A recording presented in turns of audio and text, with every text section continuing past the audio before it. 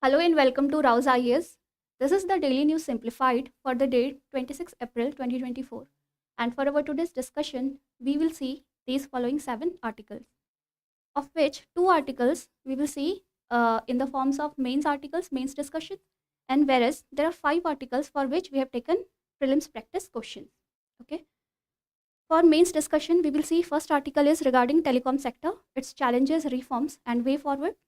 And the second article is regarding impacts of rising temperatures on global health. Okay. And for your prelims discussion, the topics are mentioned over your screen. So let's begin our discussion. But before we start our discussion, if you like our video, give us a thumbs up. And if you have any doubt regarding the discussion, so you can ask us in the comment section of our YouTube video. Okay.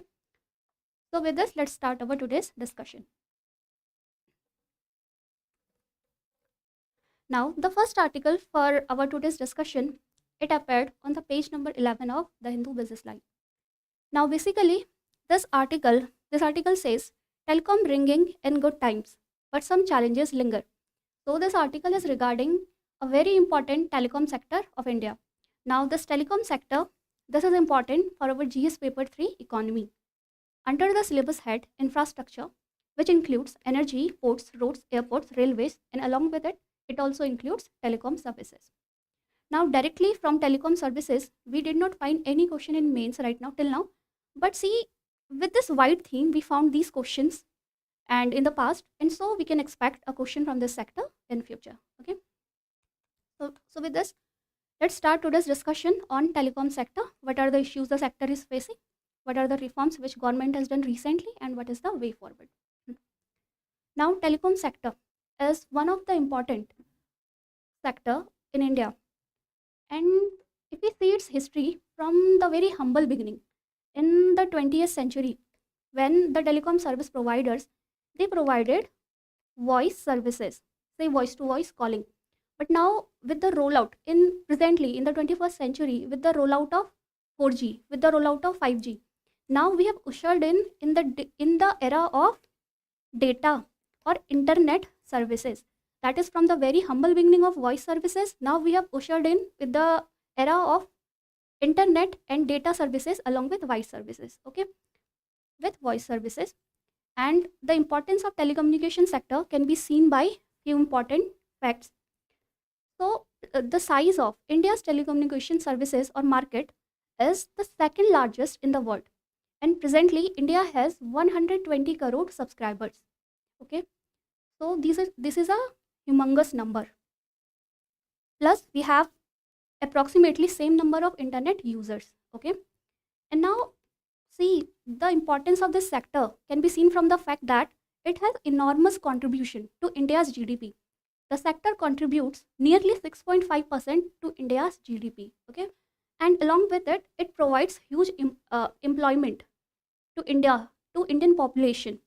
That it can be seen from the fact that it provides employment to more than 40 lakh people in India. Also, this is the foremost important factor that we are moving towards the era of digital transformation, all thanks to internet services. So in this era of digital transformation, we all know that India is moving towards digital India. So what are the key components of digital India?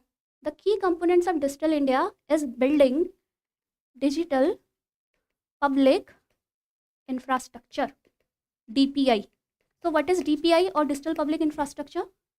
These are the kinds of platforms which the government is developing in order to provide online services.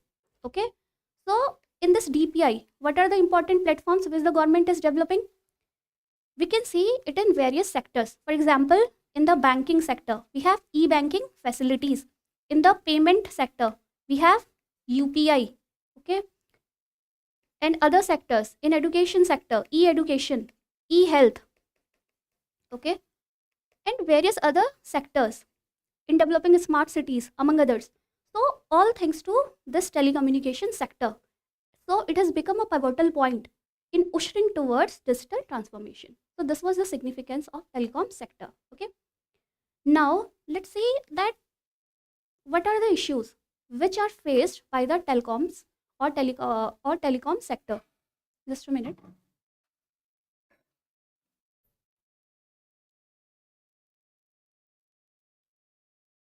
Okay, so now let's see what are the challenges faced by these telecommunication companies or telcos. Now, first of all, revenue generation. Now, if you remember, 10 decades, 1 decades ago, like nearly 10 years ago, in Indian markets, there were various telecom operators. There were various telecom service providers. But basically, a disruption happened. And then what happened? Presently, in the market, there is a duopoly. And we all know duopoly with, sorry, duopoly with with Jio and Airtel as major players. And apart from it, we have BSNL and to limited extent Vodafone Idea. Okay, but largely there is a duopoly in the market, and we all know that what are the impacts of duopoly. We all know this. Okay, but because of this duopoly and because of this disruption which happened nearly a decade ago, the revenue generation of these telecom companies it took a hit, and with this, various telecom companies they wiped out from Indian market, and now for remaining telecom companies in Indian market, they are facing a huge debt. Okay, and it was largely because of predatory pricing by these telecom giants. Predatory pricing means that they artificially lowered the tariff rates, and because of which users they benefited. In short term they benefited, but the financial health of these telcos it deteriorated. As a result, they have been accumulating huge debt, and as of the financial year 2022, they have accumulated a debt of rupees 4.17 lakh crores. Okay, and then the capital expenditure. See what happens when these telcos they have huge amount of debt, their capital expenditure would be less or would be narrowed, and telcos need a huge amount of capital in order to expand their infrastructure services, in order to expand these telecommunication services in say remote, say underserved areas. They need to lay out mobile towers, optical fibers, and various other infrastructure, battery infrastructure, repair and maintenance, for which they need funds. But because of their huge debt, their capital expenditure is, their limit for which is decreasing. Okay, and then high charges. Presently, government is charging high charges on these telecom communications in these telcos, which include a huge license fee that is 8% of their AGR, adjusted gross revenue, and then spectrum uses charges. It is 3 to 5% of their adjusted gross revenue, and then universal service levy. It is 5%. So these are certain charges they have to pay in order to get spectrum or to get license for operations, and then to get spectrum. And then this third type of levy or this charge is to meet universal service obligation fund. It is a kind of fund which the government has created in order to expand these telecommunication services in remote and underserved areas. Okay, for which this is presently the contribution. So these charges are high for these telecommunication companies. Okay, and then limited spectrum availability in India. So as compared, India has a limited spectrum availability, and we can see this as compared to other nations. Say India, the spectrum availability in India is 40% less than that of European Union and 50% less than that of China. Okay. See, in a spectrum, what is a spectrum? A spectrum is a range of frequencies which these telecom operators they get, on which they operate. Okay, but see, in this spectrum, some of the spectrum is auctioned, means they can auction, and other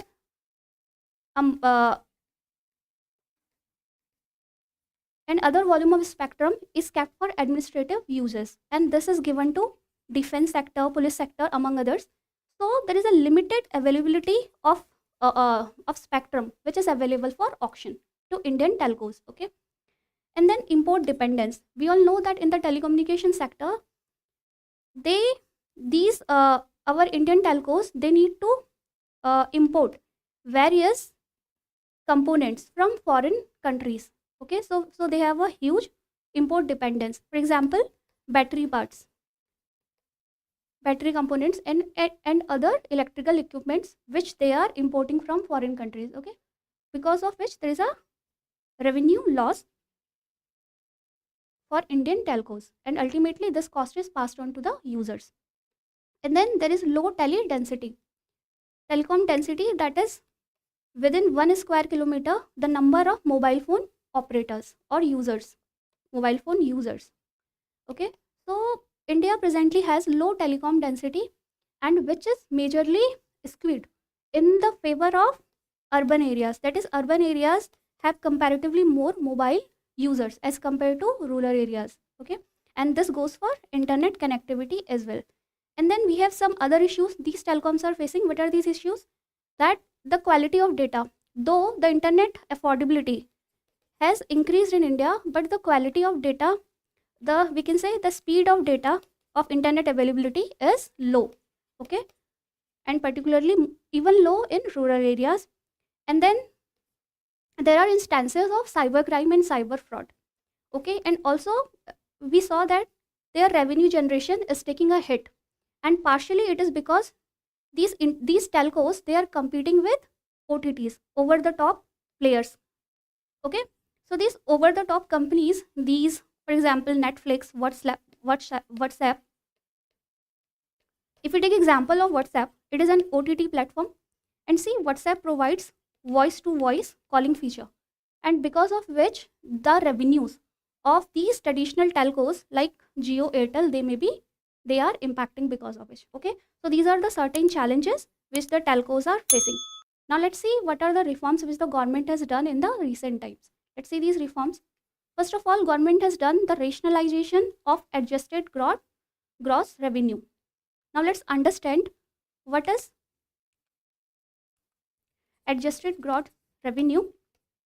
See, it is a way, in simple terms, it is a way in which government, it measures the revenue.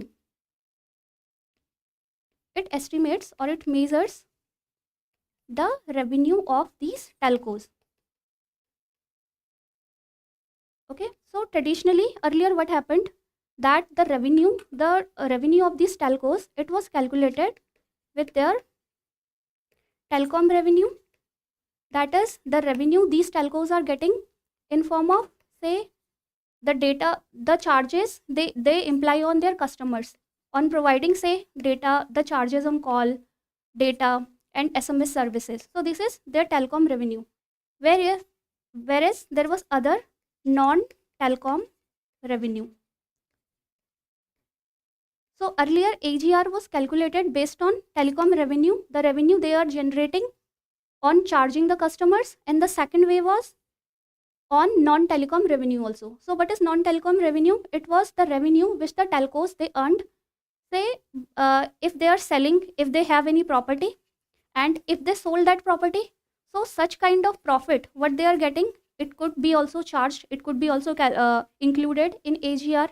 And for example, if they have any dividend, okay, and if they are renting their infrastructure to any other company, so the revenue they are getting, it was also added in non-telecom revenue. So earlier government used to calculate AGR by adding this telecom revenue as well as non-telecom revenue. But see, if we are talking about reforms which the government has done recently, so in the year 2021, what government did after there was a long dispute between telcos and government regarding this AGR. Okay, so government said that, okay, now in your adjusted gross revenue will only include of your telecom revenue, and it would not include non-telecom revenue. Okay, so this is one reform which the government has done in order to ease the financial pressure on these telcos. Okay, so this is the first reform which the government has done. The second reform is the moratorium on dues. That is, see, as we all saw that there is a huge debt on these telcos. So what government said that it was in the year 2021 that government put a moratorium or a stay of 4 years on these telcos, that okay, you can give your dues, that you can give your AGR dues after 4 years. Okay, and in this dues, some of these dues could be converted in form of equity. That is, government government can take some stake in these companies in lieu of the due they have, or in lieu of the debt these companies have with government. Okay, in lieu of that, government can take equity in those companies. So this was certain moratorium, this was certain reforms which the government did.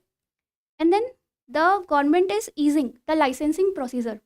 Earlier they had to apply for separate licenses if they are providing separate services. For example, for voice services there was a requirement of a separate license. For data services and for any other services there was requirement of multiple licenses. But now government has simplified this licensing procedure and now there is just one license. Okay, and then FDI norms, changes in FDI norms. Earlier via the automatic route, only 49% of FDI could come via automatic route, but now government has extended it, liberalized it, and now 100% FDI in the telecom sector can come through automated route. Okay, so this is one kind of relief for this telecom sector. And then right on the way rules 2016.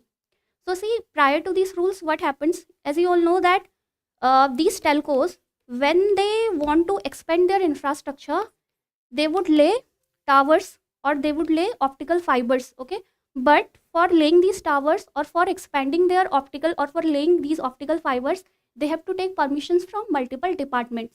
Okay, and they have to acquire property, they have to acquire land in order to expand these infrastructure services. Okay, so this is known as right of way. And now there was a right of way rules which came in the year 2016, which liberalized the procedure, which streamlined the procedure in order to in order to help these companies to expand this infrastructure swiftly. Okay, these were certain reforms. And then the Telecommunication Act 2023. So recently government has bought in December 2023, government bought this act. And basically earlier there were 3 acts in the telecom sector: Telegraph Act 1885, and then there was Wireless Telegraphy Act, and one more act. There were 3 acts, and see, these were the older legislations and some of which were more than 100 years old.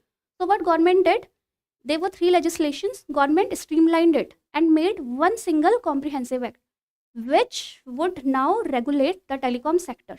Now there are certain rules which are yet to be framed under this act, but these rules are aimed to streamline the spectrum allocation, that is to streamline or the ease the rules for spectrum allocation, and among others it has the provisions for dispute resolution also. Okay, so these are some reforms which government did recently. And now let's see what could be the way forward. The way forward is, what should be done? Government should do some provision to curb the predatory pricing. That is, certain kind of a limit, a lower ceiling should be fixed for tariffs.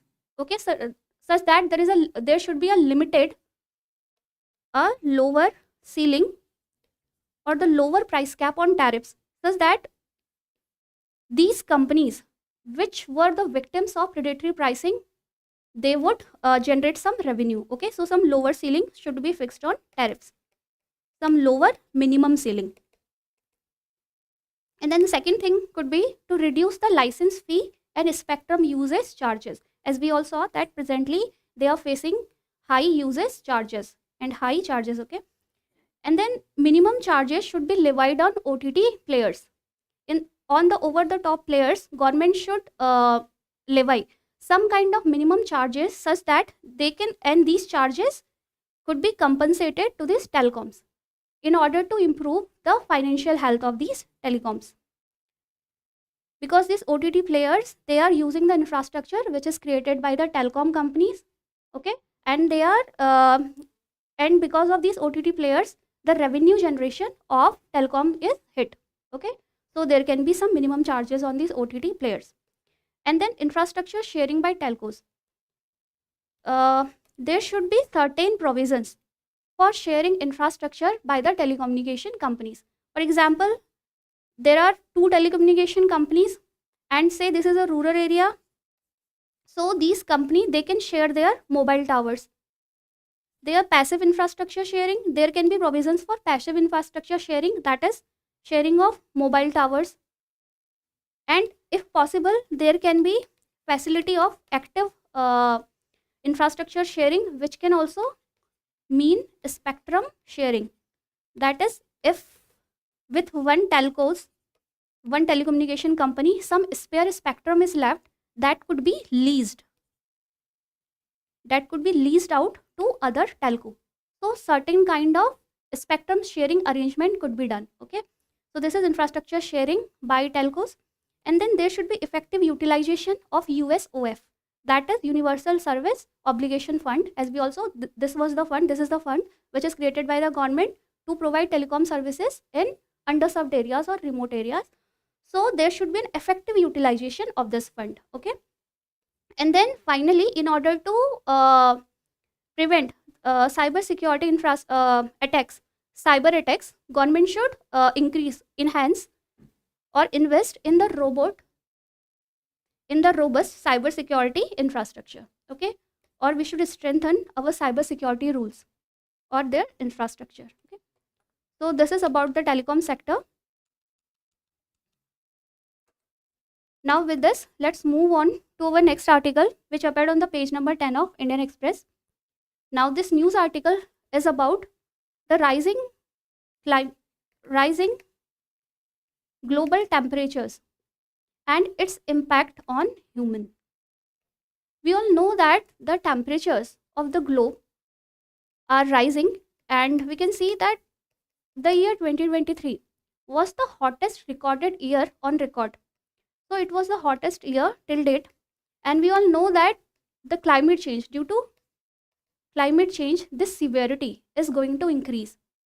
We are going to see more instances of heat waves in coming future. Okay.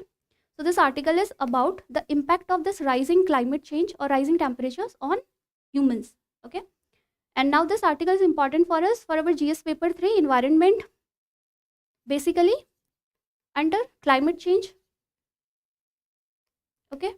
And see, in the year 2017, we found a question which was regarding climate change and its impact on Himalayan and coastal states of India. Now let's move on to this topic and let's see that what would be the impact of rising temperatures and its impact on global health. Okay. Now first of all, let's understand heat crisis. As we all know that heat crisis is increasing. That is, the temperatures, the global temperatures, they are soaring, they are rising. Okay. So first of all, it will create more and more instances of heat wave.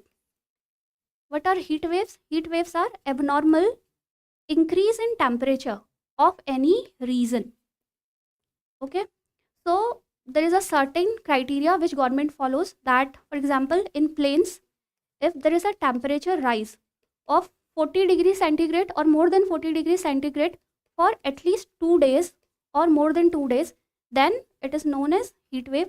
And for hilly areas, this temperature rise should be 30 degrees centigrade or more than 30 degrees centigrade for 2 days.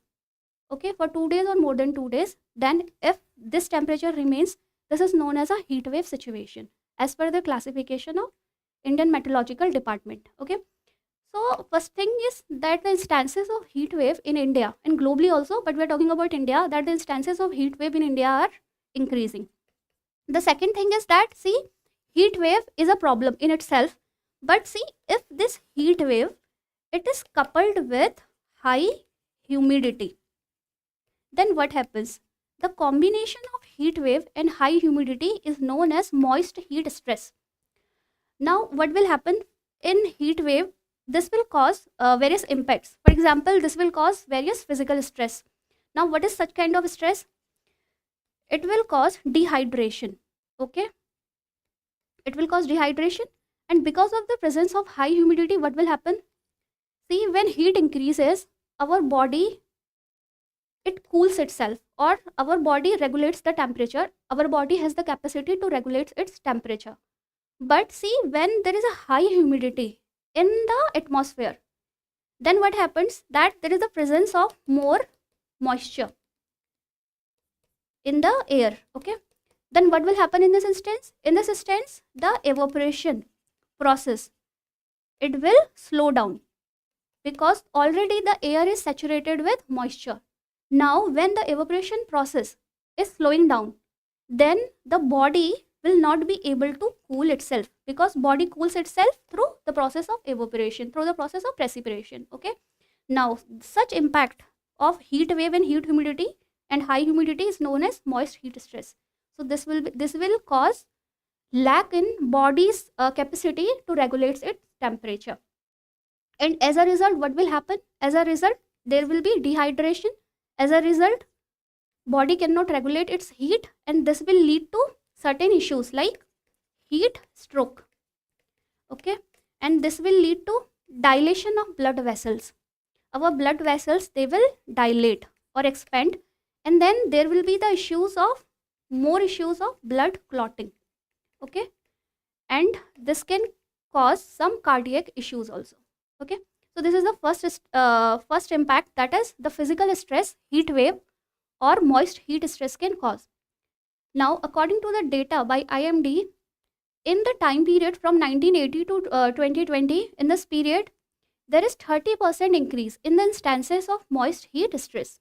Okay, so we can see that this condition is increasing. Okay, and now let's see other impacts, that what would be the other impacts of rising temperatures and global health.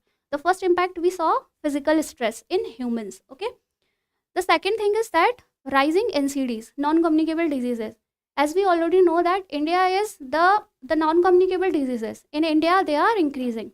And this can be seen from the data that 65% of death in India, they are caused due to non-communicable diseases. These can be cardiovascular diseases, respiratory diseases, cancer, and other diseases, diabetes, among others. These are certain diseases which are causing a major chunk of deaths in India. Now with the temperature rise, these NCDs, they are also going to rise. Data says that 1% rise in global temperature would amplify these diseases even further, right? So rising temperatures is directly related to amplification of non-communicable diseases. Okay, and then we all know that vector-borne diseases like malaria and dengue.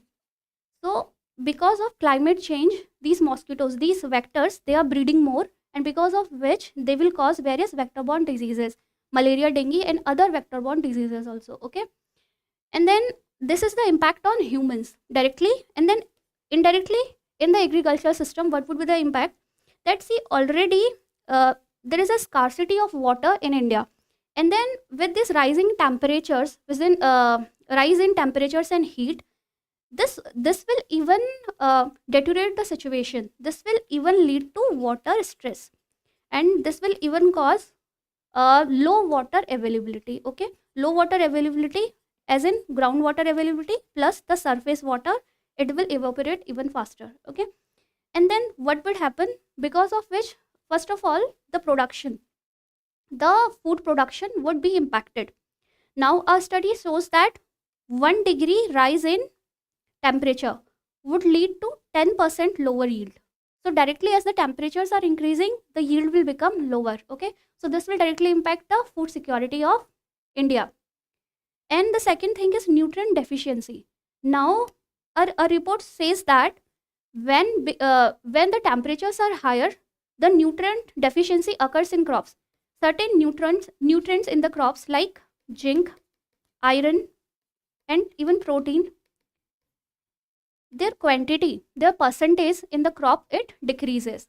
Now this will lead to other issue. Firstly, we saw that it will cause food insecurity, and then second thing is that it will cause nutritional insecurity. Okay, and now because of this because of this impact, we will see various cases. The cases of malnutrition will even increase in India. Okay, and then see, this rising temperatures, they will have an impact on biodiversity.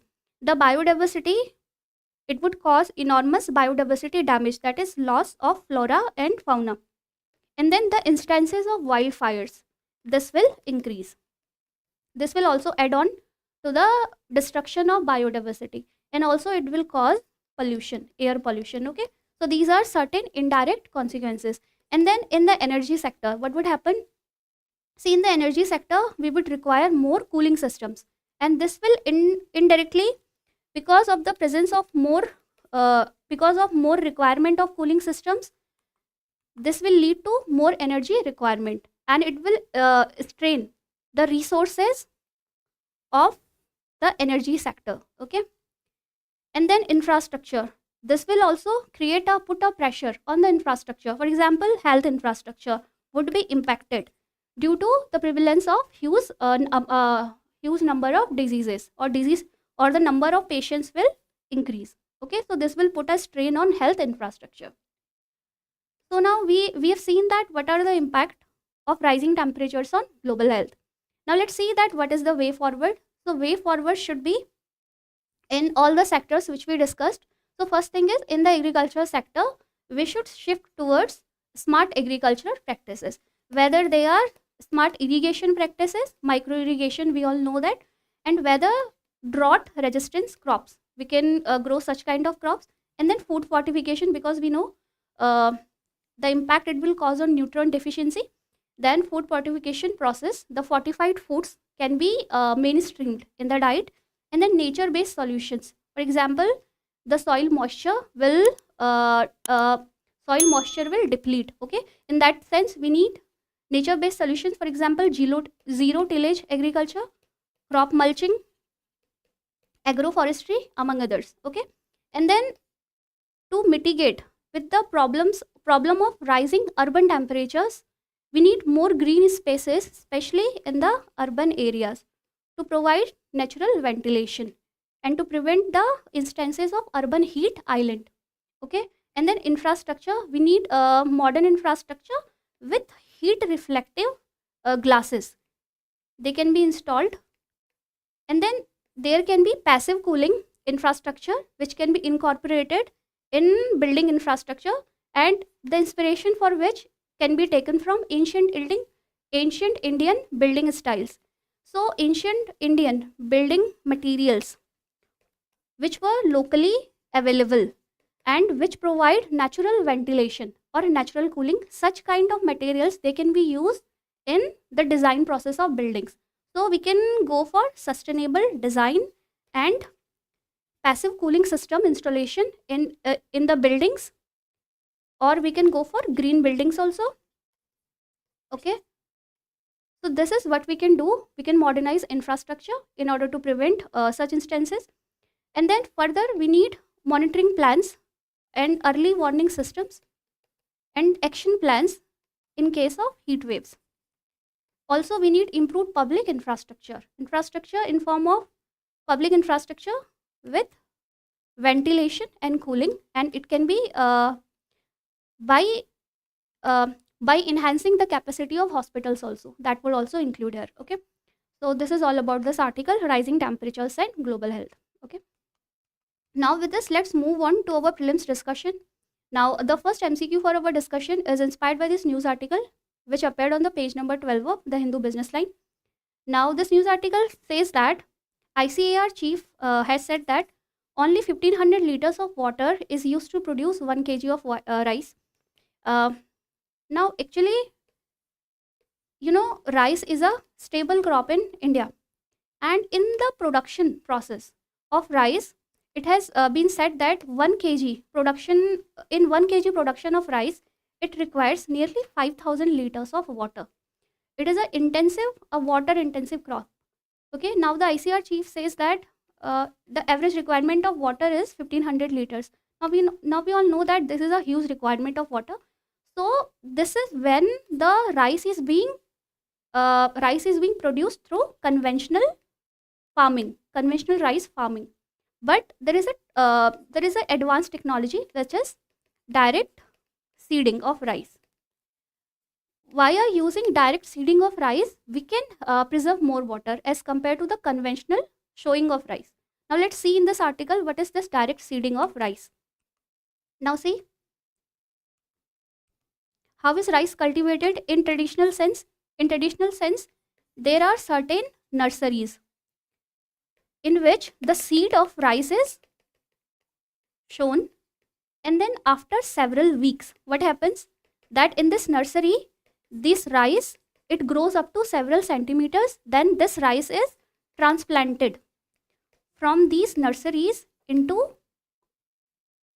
water logged or say a flooded agricultural farms. So in the conventional method, these plants from a nursery are transplanted after some weeks into a waterlogged or flooded agricultural farm. Okay, so this is the conventional method. But what is direct seeding method of rice plantation? So in this direct seeding method, as the name implied, these plantations, these rice plants, they are not transplanted. Instead, in the second picture, we can see that directly in this soil, these seeds, they are sown. Okay, and the seeds, the basic difference is that the rice is not transplanted. Okay, now what is the advantage of it? The advantage is that it will lead to water savings, because we will not because the requirement of this flooded agricultural farms is not here. Okay, so let's see, direct seeding rice is a modern agricultural technique where rice seeds are directly sown into the rice field, eliminating the need for transplanting the seedlings. And what are the benefits of direct seeding of rice? It includes significant water savings, and the study says that at least 30% of water is saved in this DSR method as compared to the conventional methods. Okay, and the other thing is that other major advantages, first is water preservation, second thing is time saving. Now, by as this process of direct seeding of rice, it eliminates the need for nursery cultivation, and with this the farmer can save approximately 30 days in the crop cycle.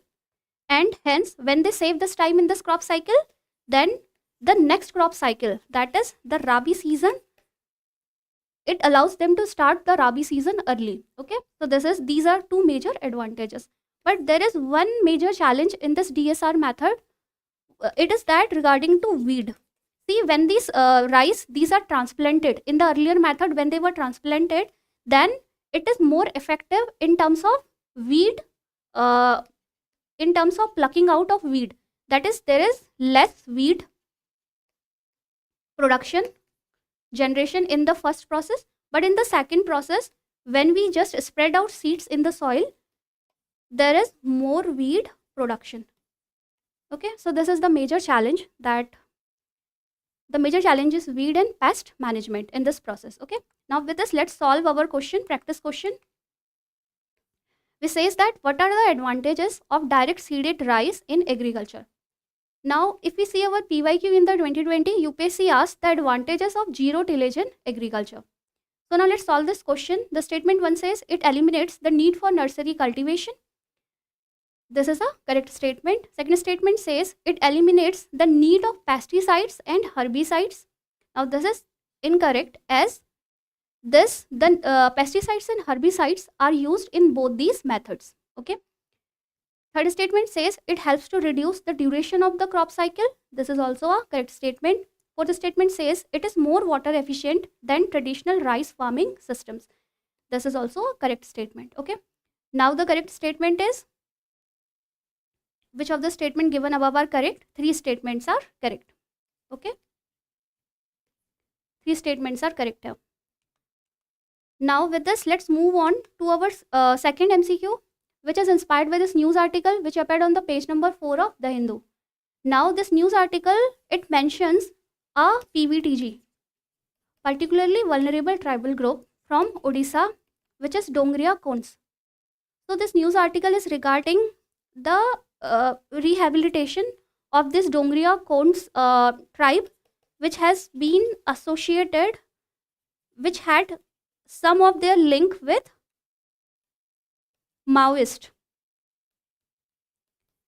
and then government is giving them compensation. But you know that just giving compensation to these people, this is not enough. They also want to, there is a huge stigma also associated, and some of these tribes, they say that they are being wrongly associated with these Naxalists. Okay, so they need this stigma removal. Okay, now with this, let's see a few facts. First of all, let's see that what are particularly vulnerable tribal groups. We all know that within tribes we have scheduled tribes. Okay, but these particularly vulnerable tribal groups, they are the subsection of these scheduled tribes. It is a sub-classification of scheduled tribe, or there are section of scheduled tribe which are considered more vulnerable than a regular scheduled tribe. That is, within the scheduled tribe, they are the most vulnerable tribes. So they are known as particularly vulnerable tribal groups. Now their classification, that there was a commission, Devar Commission, which was set up in the year 1960, and it said that there was an inequality which existed in the rate of development within certain tribes. That is, within certain tribes, these tribes, they faced inequality in development. So in the fourth 5-year plan of India, which rolled out in the year 1973, a subcategory within scheduled tribe was created, which is known as primitive tribal group, and this was renamed in the year 2006 as PVTG. Now there are certain characteristics by which we can identify PVTGs, or by which government classifies them. These are the preservation of pre-agricultural practices, hunting and gathering practices, decreasing or stagnant population growth, relatively low level of literacy in contrast to other tribal groups. So these are the differentiating factors between PVTGs and other scheduled tribes. Okay. And now if we see that there are 75 PVTGs which have been identified in India, which are spread over 18 states and 1 union territory, Andaman and Nicobar. And among these 75 listed PVTGs, the maximum number of scheduled tribes, PVTGs, they are present in Odisha, and which is followed by Andhra Pradesh. So this was about PVTG. And then this Dongria Code tribe, which were mentioned in the newspaper, it is also mentioned in the list of these 75 tribes, 75 PVTG tribes. And where are they located?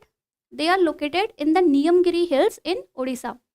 So this Niyamgiri Hills, it is located, see in this map, it is located somewhere in the southern western Odisha, and it is located in 2 districts, Raigad and Kalahandi districts of Odisha. And they speak, their language is Kui. This language does not have any written script. Okay, so these are certain facts which you should know about this tribe. Now let's solve a MCQ regarding it. Now in the year 2019, we found this question regarding PVTGs. You can solve this MCQ also for your practice. Now let's solve this question which says that, consider the following statements. Statement 1. Dongria Kondh tribes are included in the list of PVTG. This is a correct statement. Dongria Kondh tribe is concentrated in Chhattisgarh. This is incorrect. They are concentrated in Odisha. Kui is the language spoken by Dongria Kondh tribe. See, it is also a correct statement. So how many of the statement given above is or are incorrect? So one statement is incorrect. So the correct answer is option A, only one. Now with this, let's move on to our next article, which appeared on the page number 1 of the Hindu Business Line. It is regarding the special 301 report, which has been released by USTR. Okay, so we will see about this this report. Now 301 report, this is an annual report which is released by USTR. USTR is the United States Trade Representative. This report is released by the Office of United States Trade Representative annually to conduct a review on certain countries. See, it is related, this report is related to IPR issues. That is, certain countries which are the trading partners of US, United States. In their IPR regime, if there are certain issues, then they are categorized in certain watch list. Okay.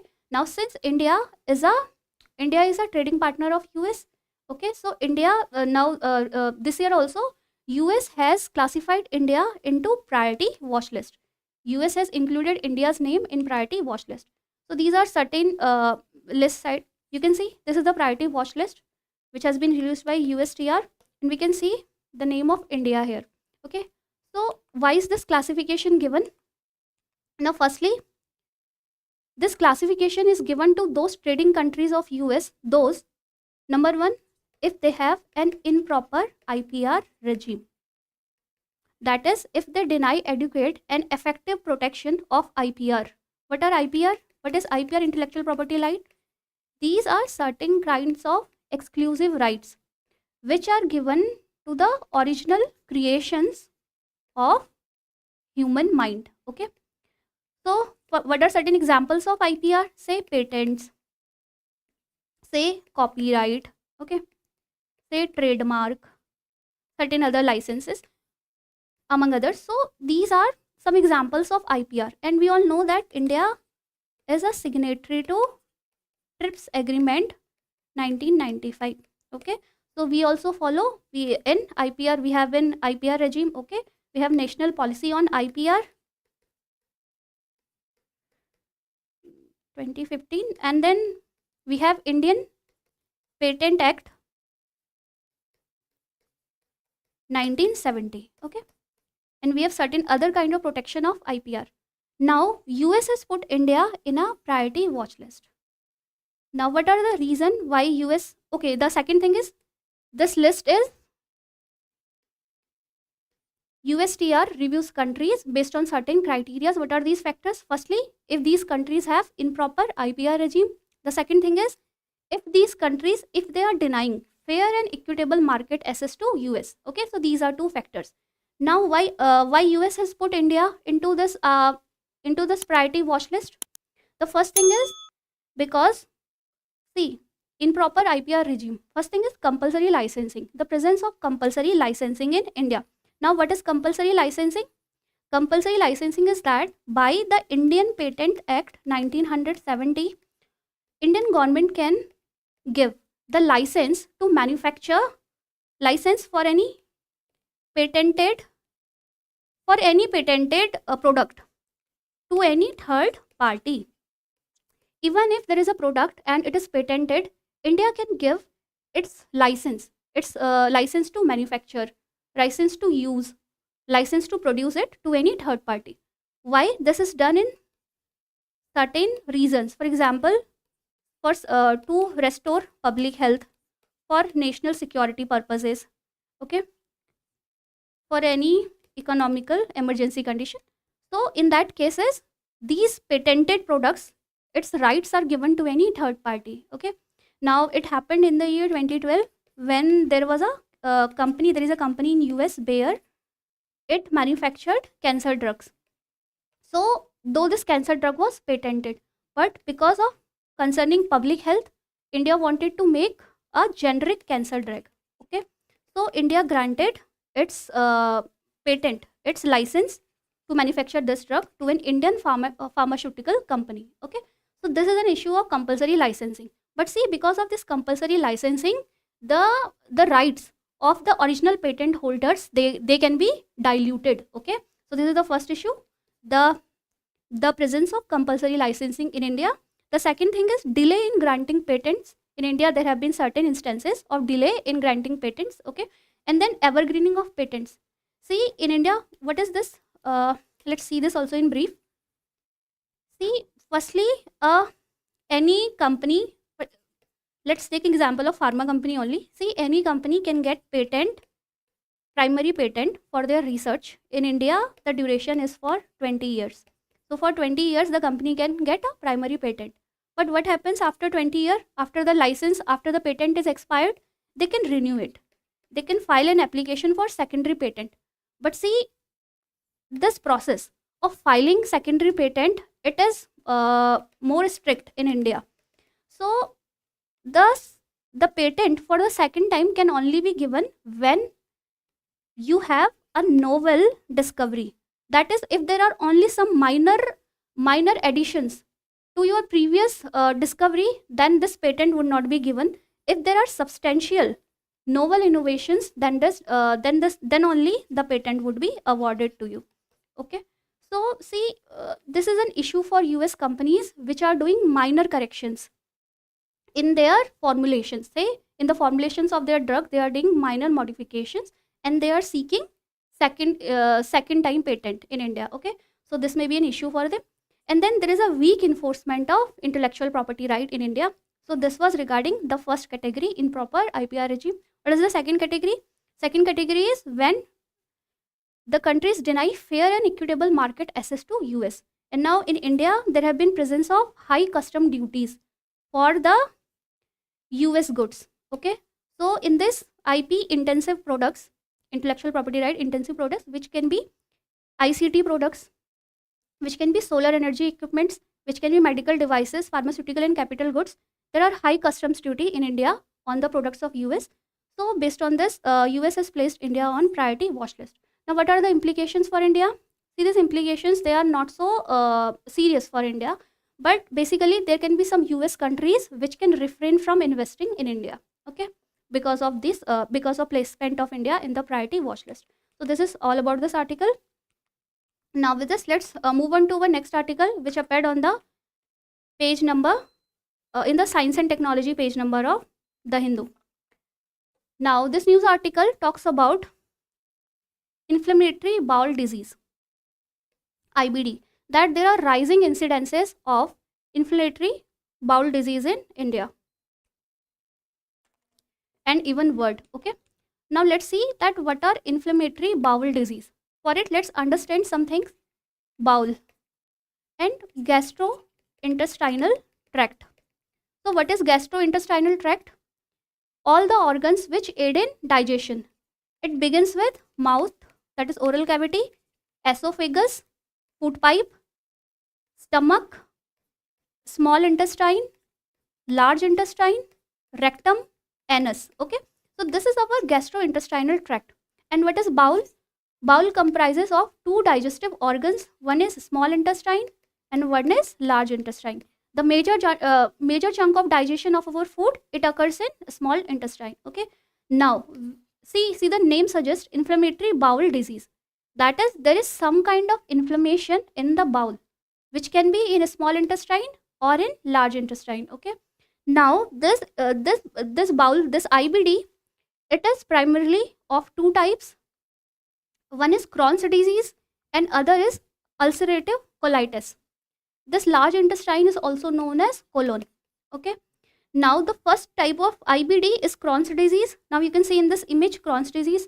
It means that in the Crohn's disease, there may be infection in any part of gastrointestinal tract, but mainly it infects small intestine and large intestine. Okay, but there is ulcerative colitis. It impacts, see, colitis related to colon, so it impacts colon or large intestine. Okay, so this is the primary difference between ulcerative colitis and Crohn's disease. Okay, both are the kind of IBDs. Now let's understand that what is the cause for it, what causes it. See, the exact cause of what is causing IBD is unknown, but it could be a result of various factors. It could be genetic factors also, environmental factors also, and also it could be our immune response. Okay, so there can be certain factors for it, the exact cause of which is presently unknown. And what are the symptoms? The symptoms include diarrhea, abdominal pain, cramping, rectal bleeding, weight loss and fatigue. Okay, now presently there is no cure for IBD, but it can be certain interventions can mitigate it to some extent. Okay, but no total cure. Now let's solve a practice question. In the year 2017, we found a question on Zika virus.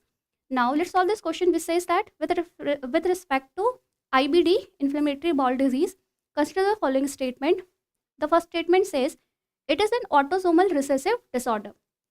Now see, this is an incorrect statement. For this, you should know that what is an autosomal recessive disorder. Now see, autosomal recessive disorder, this is a kind of genetic, say, genetic disease or genetic disorder. Now see, this is a kind of genetic disorder, but ASD, there are various genetic disorder, and ASD is just one category of genetic disorder which happens when there is a mutation of genes passed on to an offspring by both father's side and mother's side. That is, if a father is also having a mutated gene and if a mother is also having a mutated gene, then in this case only, when the mutated gene from both the parents, when they pass on to the offspring, then this is known as autosomal recessive disorder. So this is an extremely rare case and it happens in the case of rare diseases. Okay. And there are other called of genetic diseases, other types of genetic diseases as well. So when we say it is an autosomal recessive disorder, we keep it in the category of extremely rare diseases. And this is not the case. And presently we don't know exact cause of this disease also. Okay. Though it may be caused by genetics, but not necessarily by autosomal, not necessarily it is an autosomal recessive disorder. Okay. The second statement says it is a group of chronic inflammatory condition of the gastrointestinal tract, primarily including Crohn's disease and ulcerative colitis. This is a correct statement. We saw this. And the third statement says ulcerative colitis can affect any part of the gastrointestinal tract from the mouth to the anus. See, this is the case of Crohn's disease and this is incorrect. Okay. Now, how many statements are correct? Only one statement is correct. Now, with this, let's move on to our final article, which is inspired by this news article, which was present in the page number 14 of The Hindu. Now, see, in this article, there is a certain kind of debate which is ongoing in Supreme Court, which talks about can government distribute private property? So, certain kind of debate is going on in India, and still this is sub judice. Okay. So we don't have a final interpretation on this.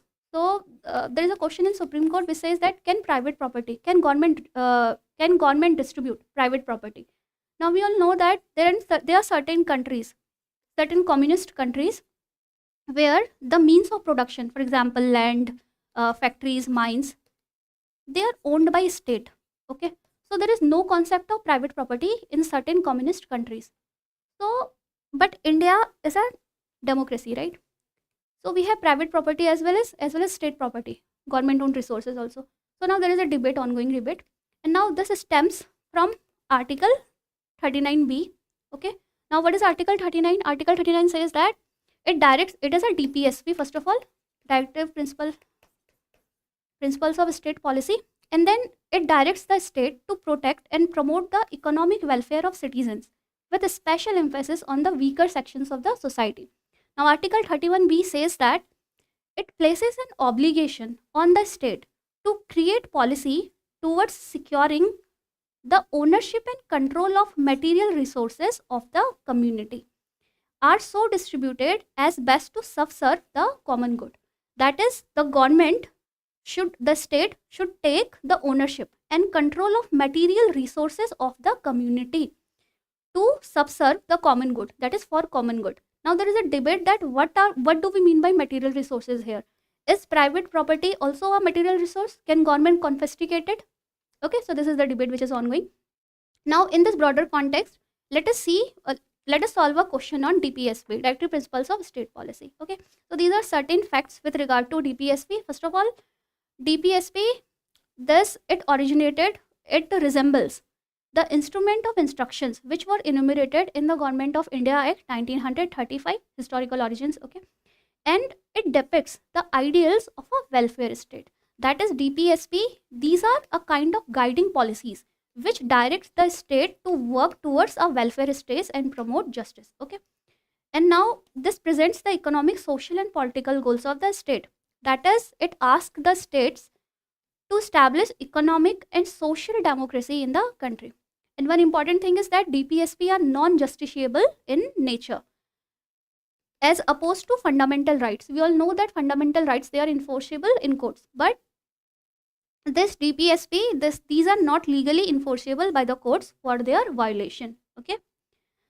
Now these are some landmark cases which are related to DPSP. Read this. Okay. So these are important landmark cases.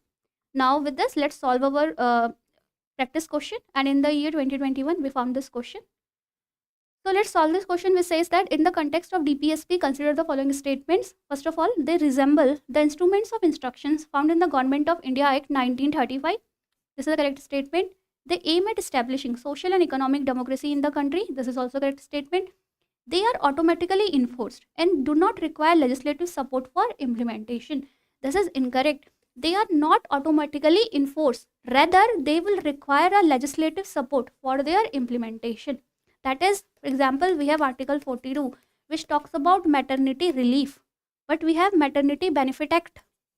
We had to pass this, we have to enact this legislation in order to enforce Article 42. Okay, so they required to implement Article 42, so they require legislative support for their implementation. Okay, so statement third is incorrect.